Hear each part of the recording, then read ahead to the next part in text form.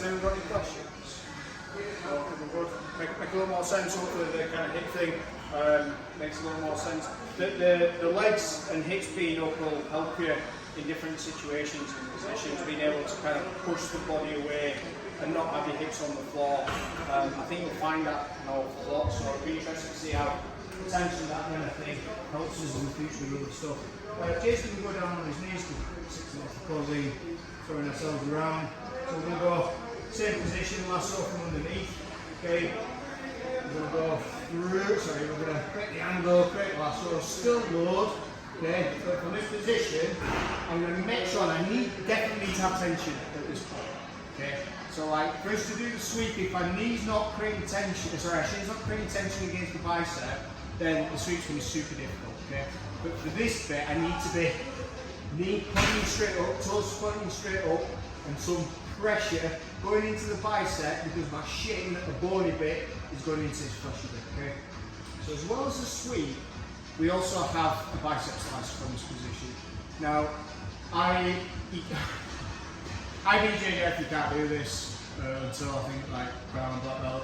I obviously haven't checked from the last session where I said, oh, check. But we train for the streets, and the streets don't care about BJJ rules, so this is street legal. Okay? So, from this position, and it's a bit of a funny one, I'm going to take my hand all the way through to the back of his arm, okay? And that's kind of the key thing you need. I'm going to then, from this position, come round and grab my hand, okay? And this is where this bony bit is now being driven into the fleshy bit. Whereas before we had pressure, because this bony bit is going into this fleshy bit, I'm now driving that into the fleshy bit. And I'm going to just push my hip in and get a little bit of a bicep slice. Now some people won't tap to this, and it's because it's pain.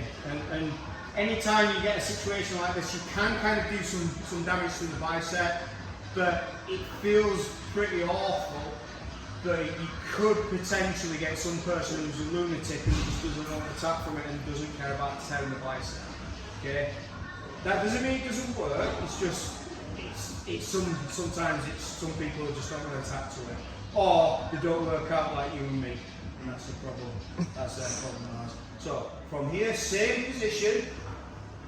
Knee has to be flared up, toes have to be flared up, because if it's not, we end up in this position here, which means you can start setting his weight on top of my knee and pushing my knee and start looking for a pass. From here, it's much more difficult for him to do.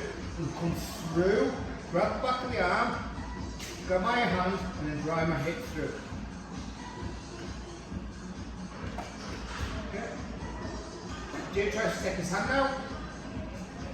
Really difficult to do it. So if we just get it this way, it looks like it should be quite easy for Jay to take his hand out when we get in this position, but it's not. It's pretty difficult because of where the control is on the arm.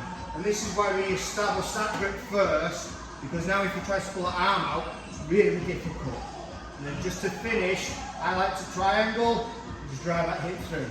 Some people can get the foot behind the other foot and drive it even more. From that position, I cannot. I am not even going to teach that. I mean, it's all about that arm position and driving my hip through. Okay?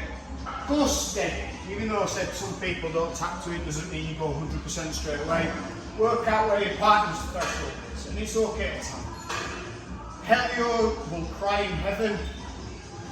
Okay, but it's okay. It's just disappointing. No. Okay, 1, 2, 3.